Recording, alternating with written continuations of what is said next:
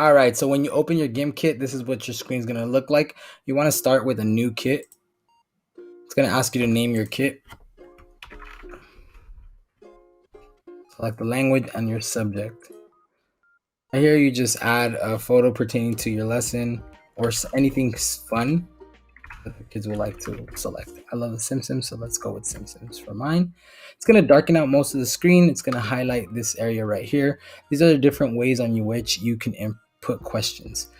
Today, we're just going to focus on how to add questions, but creating with flashcards is if you have Quizlets, you can import it from there. Continue with Kit Collab. That just means that the students are going to be creating the questions. You send out the link and they will create the questions for you. You can populate which ones you want to stay and which ones you do not approve.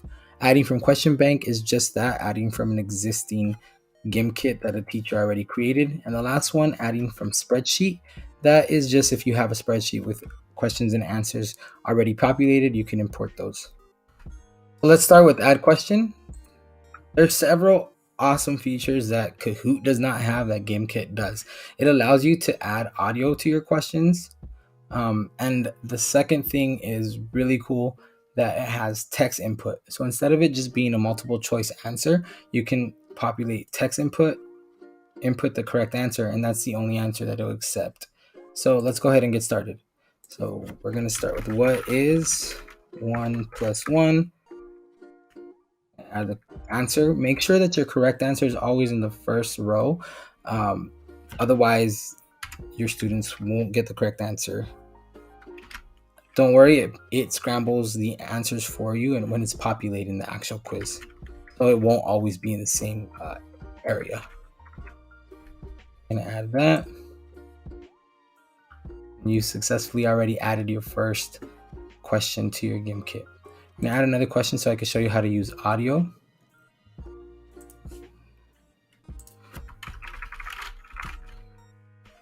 Two plus 4. Oh, 2 plus 4. I'm gonna go ahead and read that out loud. This is really good for our English language learners or those struggling to read right now. I'm gonna go ahead and push start recording. What is 2 plus 4? 6, 7, 8, or 10? You can replay right here to see if you're satisfied. And if you are, you just save it. If not, you can hit new recording. I'm gonna go ahead and save it. So we said 6, 7, 8, and 10. I'll go ahead and add that. The last one to show you the text input. What is 10 plus 1? I'm gonna go with 10, 11, 10, 2, 1. I'm gonna go ahead and put text input, and it's gonna eliminate the multiple choices, and it's just gonna give the correct answer. Go ahead and add that.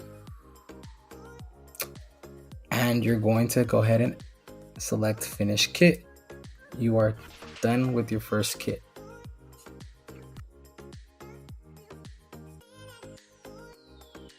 You can assign it as a homework assignment straight to your Google Classroom or any learning management system you're using. So we're gonna go ahead and assign as homework. If you had multiple kits, you would select what kit you want to assign for homework. You're gonna have to assign it to which class you want. You select your due date and you give them a target cash. 100,000 is a lot when playing alone, so we can lower it to 50. We're gonna go ahead and create assignment, and it populates a link for you, and you can share this via Google Classrooms. Now let me show you how to create a classroom. So right here under classes, you're gonna click on that. I already have Mr. Z's Learning TV, but if you want to create a new one, you will. You can name it first grade math, select whatever color you want, and you create your class. It's gonna populate a link. You copy that link and you can paste it into your Google Classroom. Students can select that link and it will take them straight to this class. It will add them to your members. So you'll start seeing a list of names of the students in your classroom.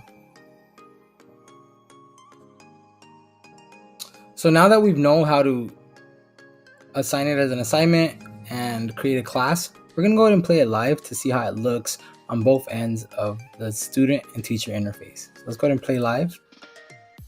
When you select play live, it's going to populate a game code for you. Well, first it's going to ask you your game mode. There's different modes: trust no one, there's a classic, there's team mode, and all these different awesome modes you can explore. Let's go with classic mode for now. In classic mode, you have three options. You have the timed option, you have a race, or you have an all-in-one. All-in-one means that your entire class has to reach a certain limit. Race means the first one to reach that limit, and timed is just that. So you set a timer, and that's how long the students get to play. We're gonna go ahead with 1 minute just for this purpose. You can also assign, since you have classes now, you can assign the specific class you want to have, you want to allow to join this game, or you can put no class and everyone can join. You give them a starting cash. Handicap is they do lose money per every wrong answer, so you can give them the limit so they don't dig themselves super deep in a hole where they cannot come back and earn money. Answer check, I like to uncheck this just because it won't give them the right answer, which creates a better learning opportunity for them. You can toggle with the music. Clapping is really awesome. It encourages support for each other, so when people win, they can send them claps. Join in late, that's just that. If you toggle it off, that means no one can join the game late. As soon as it started, they just have to wait. And these are just different options that they can have. So we're going to go ahead and continue.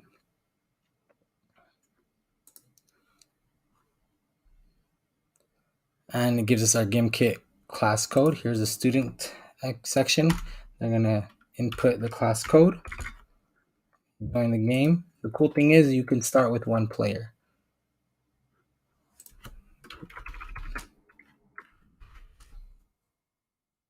We're going to go ahead and start the game.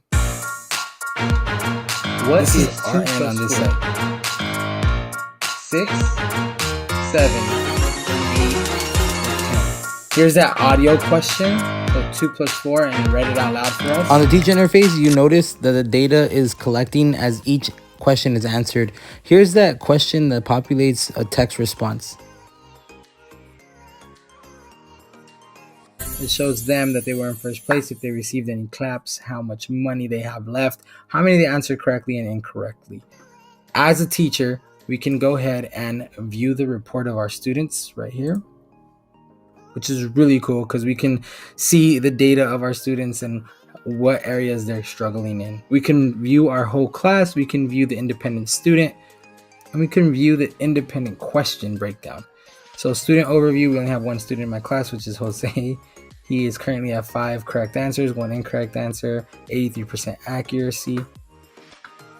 But if we go to a question breakdown, we can see which question he answered incorrect and how many times he answered incorrectly.